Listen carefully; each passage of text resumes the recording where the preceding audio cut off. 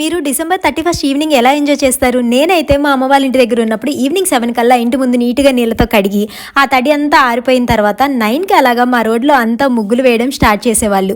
ఇంకా వాళ్ళందరిని చూసి నేను పరిగెత్తుకుంటూ బయటకు వచ్చి రాని రంగోలిని వేయడం స్టార్ట్ చేసేదాన్ని. ఇంకా అందరూ మాకు తెలిసిన వాళ్ళే కాబట్టి వచ్చిపోయే వాళ్ళ పలకరింపులు, వంకరపోయిన రంగు ముగ్గులు ఇలా చెప్పుకుంటూ పోతే ఎన్నో ముచ్చట్లు. అలా ఆ ముగ్గుని రాత్రి 12 గంటల వరకు సాగదీస్తూ ఉంటే ఈలోగా న్యూ ఇయర్ రానే వచ్చేది. ఇంకా మధ్యలో నేను నా కుడి ఎడం వైపు అమ్మ నాన్న ఉండి ముగ్గురం కలిసి కేక్ కట్ చేసి వాటిని పంచడానికి పొద్దున వరకు ఆగకుండా అప్పుడే పరిగెత్తుకెళ్ళి పక్కింటి ఆంటీలకి ఎదురింటి ఆంటీలకి పంచి తర్వాత అమ్మమ్మ వాళ్ళ ఇంటికి కూడా వెళ్ళి వచ్చేదారిలో ఎవరెవరు ఏ ముగ్గులు వేశారో చూస్తూ వాళ్ళది బాగుంది వీళ్ళది వంకరగా ఉంది అంటూ 31 నైట్ అయితే కంప్లీట్ అయ్యేది. మా వారి దగ్గరికి వచ్చాక నా 31 పూర్తిగా డిఫరెంట్ అయిపోయింది.